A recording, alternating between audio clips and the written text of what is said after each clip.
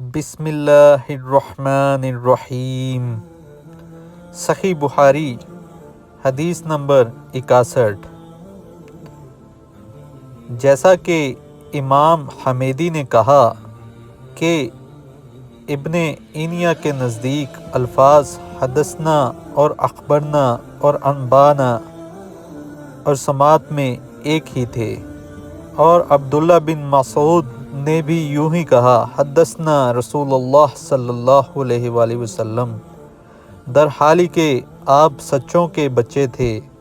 اور شقیق نے عبداللہ بن مسعود سے نقل کیا، میں نے حضرت صلی اللہ علیہ وآلہ وسلم سے یہ بات سنی، اور حذیفہ نے کہا کہ ہم سے رسول اللہ صلی اللہ علیہ وآلہ وسلم نے 2 حدیثیں بیان کیں، اور ابو العالیہ نے روایت کیا ابن عباس رضی اللہ تعالی عنہما سے، انہوں نے حضرت صلی اللہ علیہ وآلہ وسلم سے، آپ صلی اللہ علیہ وآلہ وسلم نے اپنے پروردگار سے، اور انس نے حضرت صلی اللہ علیہ وآلہ وسلم سے روایت کی، اور آپ صلی اللہ علیہ وآلہ وسلم نے اپنے پروردگار سے، اور ابو ہریرہ رضی اللہ تعالی عنہ نے حضرت صلی اللہ علیہ وآلہ وسلم سے روایت کی، کہا آپ صلی اللہ علیہ وآلہ وسلم اس کو تمہارے رب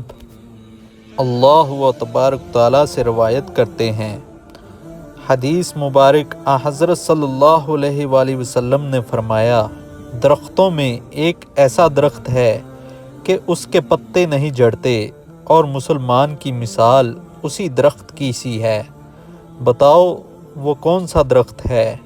یہ سن کر لوگوں کا خیال جنگل کے درختوں کی طرف دوڑا۔ عبداللہ رضی اللہ تعالی عنہ نے کہا، میرے دل میں آیا کہ وہ کھجور کا درخت ہے، مگر میں اپنی کم سنی کی شرم سے نہ بولا۔ آخر صحابہ نے حضرت صلی اللہ علیہ وآلہ وسلم سے ہی پوچھا کہ وہ کون سا درخت ہے؟ آپ صلی اللہ علیہ وآلہ وسلم نے فرمایا، وہ کھجور کا درخت ہے۔ صحیح بخاری حدیث نمبر 62۔ ایک مرتبہ آپ صلی اللہ علیہ وآلہ وسلم نے فرمایا، درختوں میں سے ایک درخت ایسا ہے کہ اس کے پتے نہیں جھڑتے، اور مسلمان کی بھی یہی مثال ہے، بتلاؤ وہ کون سا درخت ہے؟ یہ سن کر لوگوں کے خیالات جنگل کے درختوں میں چلے گئے۔ عبداللہ رضی اللہ تعالی عنہ نے کہا کہ میرے دل میں آیا کہ بتلا دوں کہ وہ کھجور کا درخت ہے، لیکن وہاں بہت سے بزرگ موجود تھے، اس لیے مجھ کو شرم آئی۔ آخر صحابہ نے عرض کیا، یا رسول اللہ، آپ صلی اللہ علیہ وآلہ وسلم ہی بیان فرما دیجئے۔ آپ صلی اللہ علیہ وآلہ وسلم نے بتلایا کہ وہ کھجور کا درخت ہے۔